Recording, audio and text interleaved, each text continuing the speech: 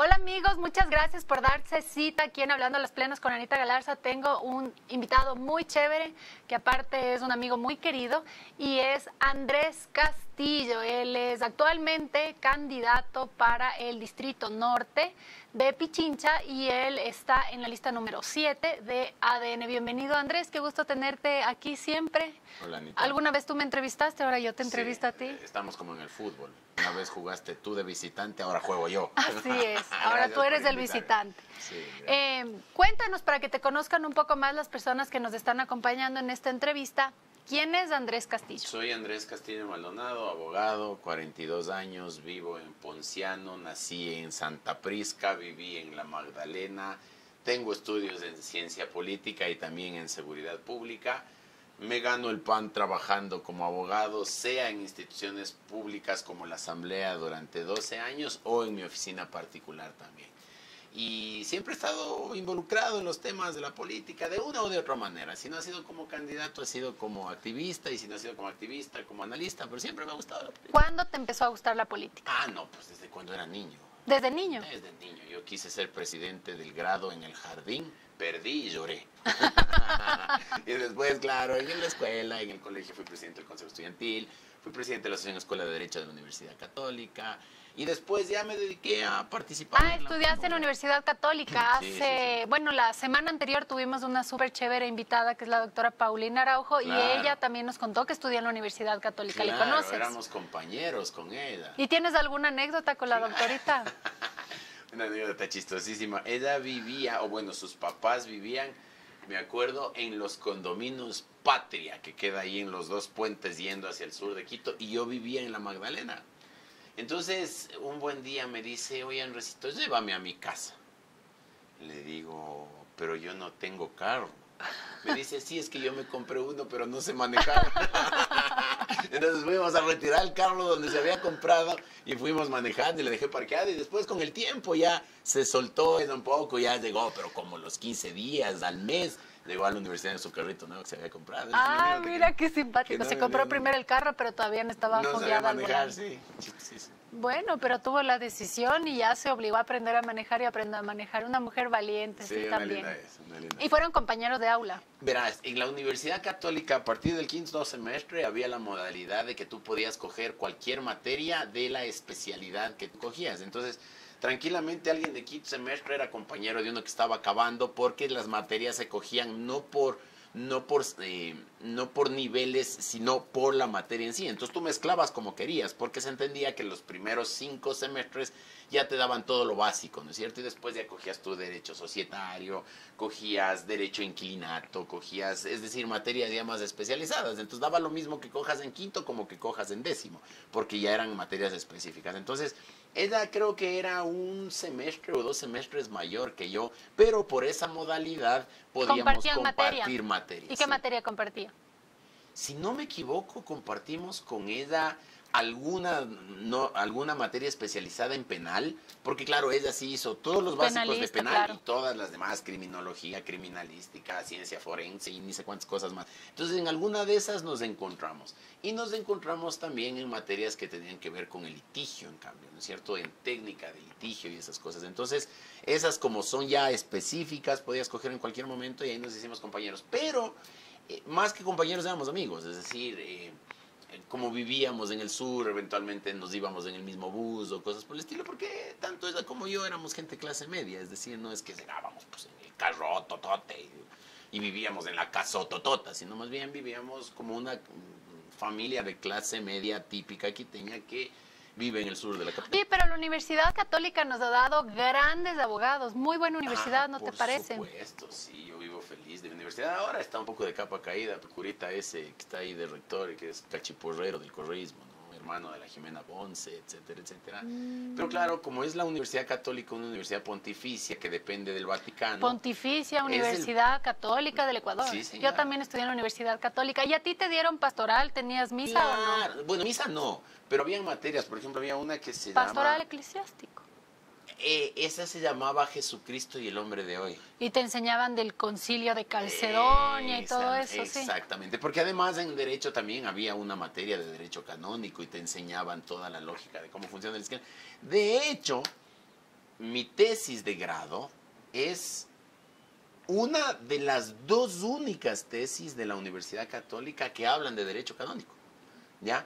Yo hablé sobre, se titulaba la tesis del gobierno universal del Romano Pontífice, y hablaba de la organización y funcionamiento de la Iglesia como Estado, no como institución de fe. Entonces ahí te habla cómo es el proceso de elección del Papa. Cómo claro, el Vaticano es un Estado. Claro, es un Estado reconocido. ¿Es el país más pequeño del mundo? Sí, señorita. En efecto, así es. Claro, pero puede ser pequeño, pero igual tiene un poderío económico súper grande. Y toda la influencia que tiene a nivel mundial, ¿no? Pero en todo caso, claro, la Iglesia Católica a través del Vaticano inclusive interviene en las Naciones Unidas, etcétera. Es la única religión que también tiene un Estado. Es decir, quizás podemos decir los judíos a través del Estado de Israel y toda la historia, pero el Papa, que es una figura que no es electo de manera directa por los fieles de la Iglesia, sino solo por los cardenales, etcétera, está formando parte de esa de los organismos internacionales en donde están todos los estados comunes y corrientes. Entonces de eso hablo en mi tesis. Y claro, nos daban materias como esas. Mira qué interesante. Y bueno, te gradúas. ¿En universidad estuviste en política universitaria o no? Sí, También. sí, eso te digo. Yo fui presidente de la Asociación Escuela de Derecho. En el año 2005, justo ese año, recuerdo yo, fueron los problemas que se dieron por la Pichicorte. Claro. Y el nombramiento de Guillermo Castro. Eso fue en el gobierno del coronel Lucio Gutiérrez. Sí. Entonces, yo recuerdo que en esa época muchísimos de mis profesores, el Arturo Donoso Castellón, el doctor Troya, varios, ahora se me escapan, ¿no? Está mal dormido últimamente, entonces se le olvidan las cosas, pero muchísimos profesores nuestros eran miembros de la Corte Suprema de Justicia, y el coronel Gutiérrez descabezó la Corte de un día para el otro, claro, para poner a sus panas. Entonces ahí es cuando convocamos nosotros a las calles a los estudiantes, y claro, para el padre rector de esa época, chuta, era un sacrilegio salir a la calle. Él decía, no, eso es para la gente de la universidad de al frente, ustedes no tienen por qué salir. Pero jodimos hasta que salimos a la calle. Y fue una experiencia muy bonita porque ahí es cuando yo entendí que la protesta social es legítima, pero no puede ser vandálica. Claro, por supuesto. A nosotros no se nos... ¿A cuántas huelgas has ido? ¿A cuántas protestas? A varias. Contra Correa también, pero... no sé cuántas te podría decir, pero sí han sido muchas. Yo también sí he salido a protestar. Claro, pero yo no te veo, o sea, vos nunca, incendiando ahí. Jamás, grafitear no, apedrear nada. Claro, ¿no? O sea, protesto, esto no me parece, pero no tengo por qué dañar ni bien público ni bien privado. Exactamente. Mira, yo me acuerdo, y lo cuento con orgullo, porque creo que fue una pelea bonita. Cuando fue toda la vaina de la tumbada del Yunda, nosotros convocamos a una tú estuviste apoyando el tema de la remoción del exalcalde. Claro, metido de cabeza en los procesos, en las acciones de protección que presentaba este fulano y toda la historia. Y me acuerdo un 10 de agosto, organizamos una marcha. Cuando le avientan el vaso de agua en la cara, ¿te acuerdas? Me acuerdo, fue un termo, me parece. Sí, un termo. Y le avientan. Ese mismo día se organizó una movilización. Habremos estado unas 7,000 personas, ¿no? Y caminamos desde el Parque El Arbolito hasta la Corte Constitucional para dejar un petitorio de que se eche abajo la sentencia espuria, esa que sacó Yunda, en la cual le devolvían el cargo prácticamente, ¿no es cierto? Y ahí la noticia no fueron los policías apaleados, ni los periodistas secuestrados, ni los locales cerrados, ni las llantas reventadas. La noticia fue que hubo una marcha cívica de la gente hacia la Corte Constitucional en donde se entregó un pedido, el pedido fue recibido por la Corte y días después la Corte resolvió mandarle a su casa al señor Yunda. Entonces, yo no estoy en contra de la movilización ni de la protesta social, faltaba más, así tiene que ser cuando el poder abusa. Pero de ahí a convertirlo en vandalismo, yo soy el primero en salir a ponerles las quejas, las denuncias y todas las cosas que se tenga que poner, porque eso no puede pasar en ninguna ciudad. Y ahora eres candidato, pero ya has sido candidato otras veces a cargos de elección popular. Cuéntanos, ¿en qué otras candidaturas te has encontrado? Fui candidato a la prefectura de Pichincha en la elección anterior. Tuve una participación destacada que no se vio revelada en votos, ¿no? Sí. ¿Eras candidato a la prefectura de Pichincha por el Partido Social Cristiano? Sí, yo fui candidato por el Partido Social Cristiano. Y tú trabajaste también antes con Carlos Falqués, claro. Que en paz descanse. Lindo, mi viejo. Esa fue la relación que yo tenía con el Partido Social Cristiano. A través de Carlos Falqués. Mi relación con el PSC siempre tuvo nombre y apellido, es decir, ¿Y dónde le conociste a Carlos Falqués? A él le conocí porque yo trabajaba ya en la asamblea y recuerdo que vinieron las elecciones del año 2016, si no me equivoco, cuando gana el Lenín Moreno. Y en esa época hubo un intento de unidad. No sé si tú te acuerdas que se juntaron Rodas con el Paul Carrasco, con Nebot, la Fanesca que decían, ¿no es cierto? Entonces hubo ese intento de unidad y yo trabajaba con un asambleísta que era de la provincia de Bolívar, el Lucho Tapia, que le mando un abrazo. Y él formaba parte de ese proceso. Entonces siempre me llevaba y me invitaba a las reuniones. Entonces en esas reuniones ya eran unos petit comité donde estaba el Jaime Nebot, donde estaba Rodas, donde estaba un buró, ¿no es cierto? Y los asambleístas de esa época. Y claro, el Carlos Falqués, pucha, era un dentro del Partido Social Cristiano, una figura súper relevante. Súper importante. Y en su provincia, un prócer, ¿no?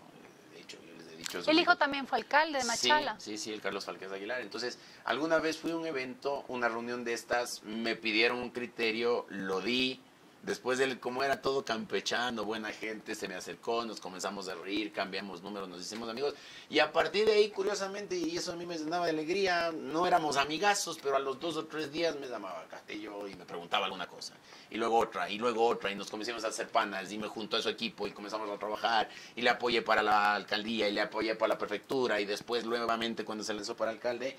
Y claro, con él construimos una relación de muchísima amistad. Más allá de una relación política, éramos como padre e hijo. Es decir, él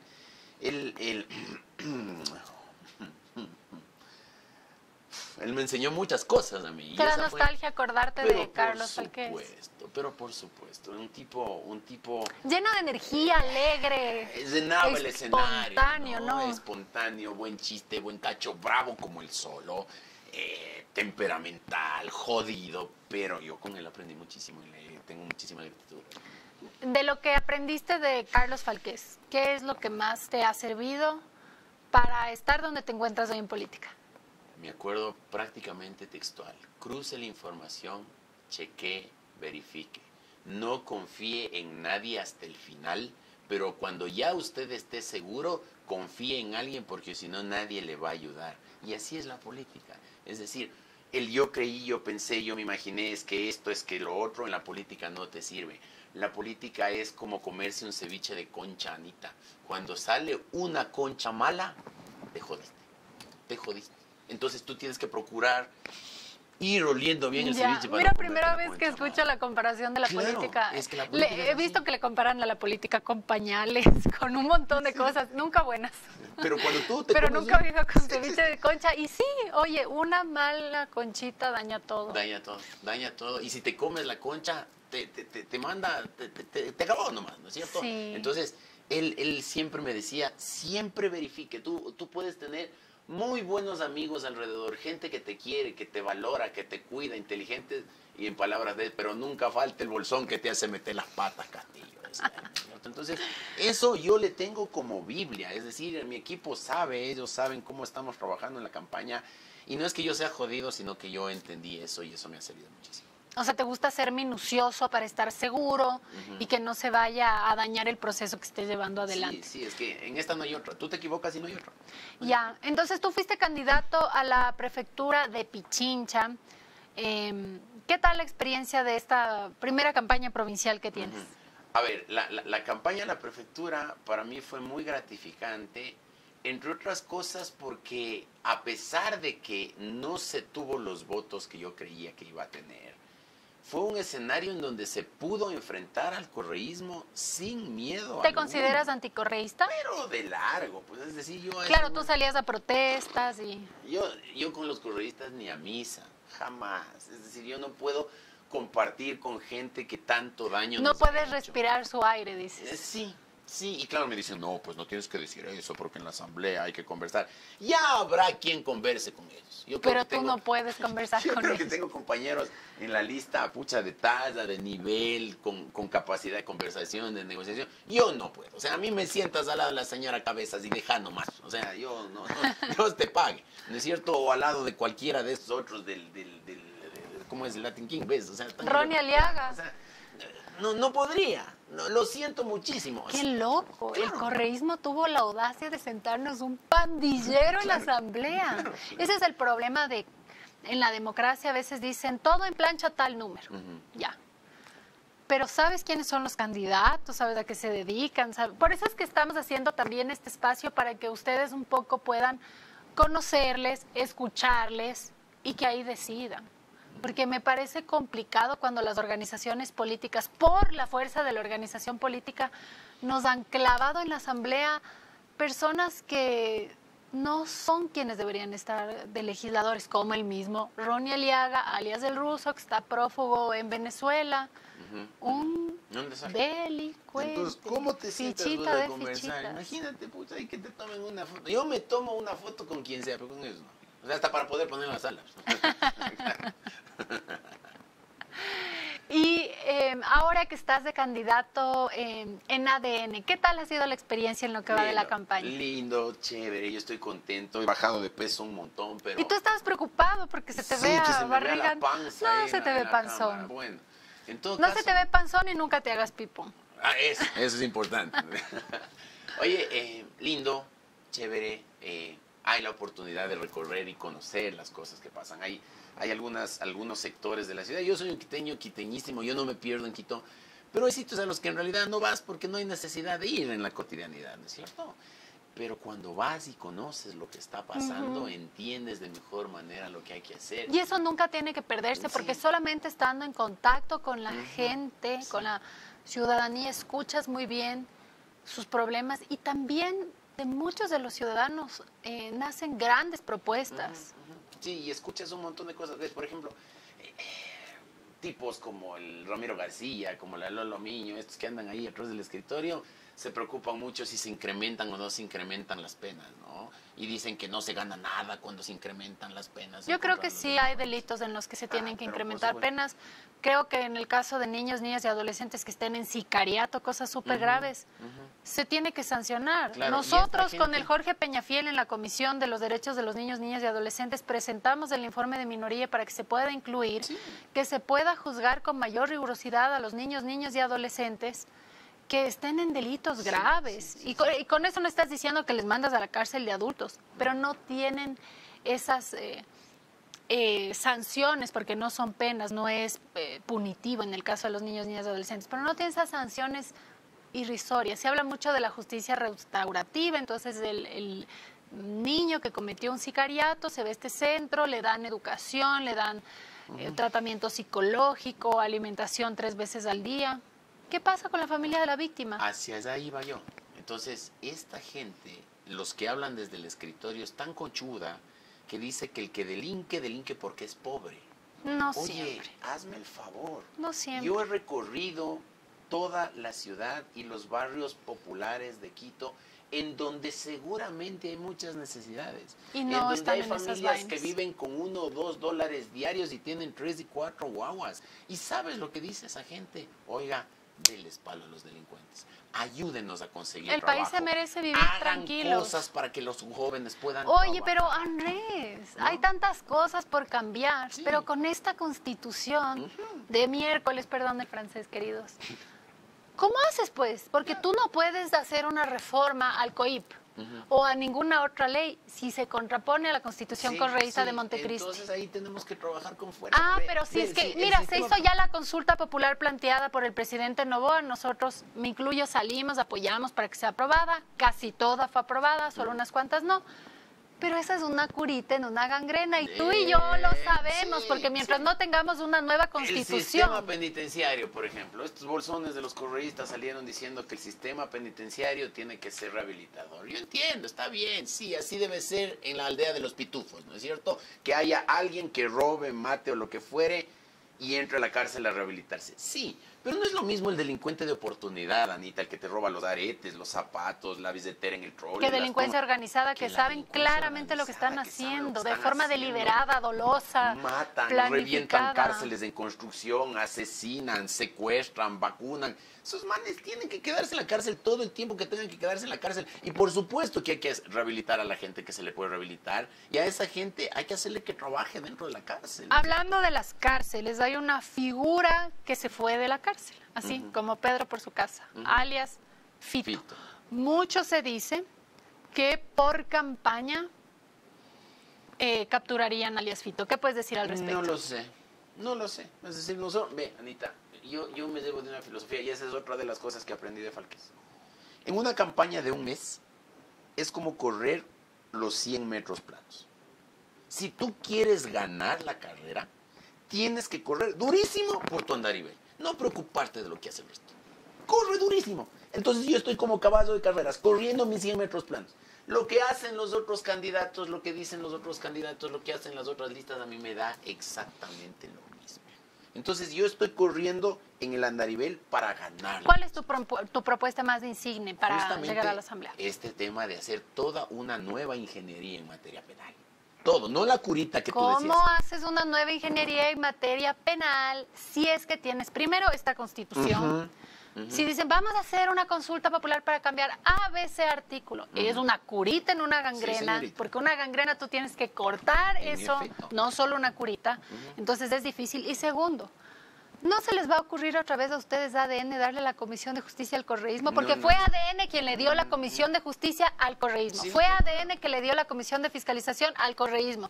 Fue ADN que le dio la primera vicepresidencia de la Asamblea Nacional al correísmo y ahora presidencia de la Asamblea Nacional. ¿Ya no van a hacer eso o sí? ¿Sabes qué es lo que ellos querían? Más allá de las presidencias de las comisiones. ¿Sabes qué es lo que querían? Y vos sabes lo que querían. Tú vas a decir. Sí, lo que ellos siempre quieren es la libertad de Glass. Glass ya estaba libre. Sí, no, y claro, y que se mantenga libre, pues. Por eso es que cuando Noboa, como muela cariada, le saca de la embajada a Glass, allá se resintieron. Allá se pusieron bravos, pues. Ahí ya no les gustó. Porque ellos creen que cualquier acuerdo es a cambio de la libertad de Glass, de la revisión de los procesos de Correa, de mejorarle la situación jurídica a la señora Duarte, de poder liberar a al menos docena de delincuentes que tienen encarcelados y que son líderes de esa organización. Entonces, cuando el correísmo pacta o acuerda contigo es como cuando pactaba el PRE. El PRE lo que te ponía por delante era la libertad de Bucarán. Ellos creían que cualquier acuerdo para las leyes económico urgentes o para un plan de estabilización económica o inclusive para el tema del IVA implicaba que el señor Glass permanezca libre. No, señor, aquí se equivocaron. Aquí cualquier acuerdo sobre la mesa y en favor de la gente. Si es que ellos siguen creyendo que cualquier acuerdo va a ir por ahí, conmigo no cuenten. Conmigo no van a poder ni conversar porque yo con ellos no. Pero Así si es que dijiste. quieren llegar a un acuerdo Ni el con la saludo. bancada, ni el saludo. Si es que ellos creen que pueden llegar a un acuerdo con la bancada, yo seré profundamente respetuoso, pero todos los acuerdos sobre la mesa y cero O sea, si a ti impunidad te los dicen en delincuentes. ADN que tienes que votar con el correísmo, ¿votas o serías un voto salvado Es dentro que de eso tu forma bancada? parte de la disciplina partidista. Yo voy a votar a favor de las decisiones del partido, sí, siempre y cuando no esté de por medio la impunidad de estos verdugos. Equivocados están. Y en la bancada con los que ya he conversado hay uniformidad de criterio en eso. Todo por el país, nada por estos delincuentes. Estos manes que paguen sus penas, que cumplan sus penas y no Oye, crean pero que por se vayan ejemplo, por en la un tono. terna de la renovación de la Corte Constitucional estaba Angélica Porras. Bonita la Angélica. Ya no está, ternurita. la Qué Angélica bueno, me Porras. alegro. Ojalá no vuelvas más. Pero Me ADN alegro. votó a favor de la terna donde encabezaba Angélica Bueno, Porras. sí, porque con cuando- el correísmo y el Partido Cuando Social tú Cristiano. presentas una terna es para proceder a elegir. Yo, si me preguntas a mí, yo ahorita recién soy candidato y cuando eso sucedió ya no era ni siquiera asesor. Ujú. Si tú me preguntas a mí, todos estos descalificados tienen que ser desnudados hasta el final. Pero ¿por qué No votar a puedes- favor de una terna? Porque en la terna tú puedes elegir de cualquiera de los tres. Ya. Es decir, no es que tú dices, esta es. Tú eliges de cualquiera de los tres, pero que se presente como candidata una tipa que no tuvo ningún asco en exhibir los chats de una persona que ya no se puede defender y que Terrible, adicionalmente asqueroso. forman parte de un proceso de investigación. Ni Bueno, para juez de agua, pues. ciertamente de una terna se puede escoger. Exacto. Entonces, ni para juez de aguas, pues, Anita, ¿cómo se le ocurre a esta tipa presentarse para ser una magistrada de la primera corte del país después de pegarse la chambonada que se pega? Estamos todos chumados. Váyase al carajo, con nosotros para esas cosas no cuenten. Y si es que van a participar, yo seré el primero en sacarles la máscara, porque esto no podemos seguir permitiendo. No, ¿sabes quién fue el primero en sacarle la máscara a Angélica Porras? Fue Santiago Begdach. Ujú. Gracias a la impugnación de él, ella ya no encabeza la terna y el Perfecto. Santiago es el candidato de Construye Perfecto. al Parlamento Está andino. muy bien, y esa es la amistad cívica que debemos tener, ¿no es cierto? Yo tengo un particular afecto con el Santiago Begdach, creo que en eso actuó Gran bien, tipo, ¿no? lindo tipo, Creo que se equivocaron en lo de Guarderas, creo, porque apostamos mucho. Ahora hay gente en las redes que dice, ahora entonces que Noboa diga al TCE que le elimine a la Liga Azul. No, que no hay que meter la mano en la justicia. No, pues no ¿Ya? debería. Entonces, ese tipo de cosas... No debería, pero por ejemplo, el juez Ángel Torres, el yerno, es director de ADN, es coordinador zonal del Ministerio de Gobierno. O sea, hay una relación entre ADN y magistrados del Tribunal Contencioso Electoral. ¿Por qué no exigir como ciudadanos? Es que no, el presidente de la República el tribunal, ya no es un ciudadano como ciudadanos, Ya, no ok. Edu. Sí. ¿Por qué no exigir como ciudadanos que simplemente el Tribunal Contencioso Electoral se pronuncie con respecto a los consejeros de la Liga Azul que incurrieron en una infracción electoral grave? ¿Qué opinas de las infracciones electorales? Como decía mi ley, al zurdo no le des 1 milímetro porque lo utiliza para destrozarte.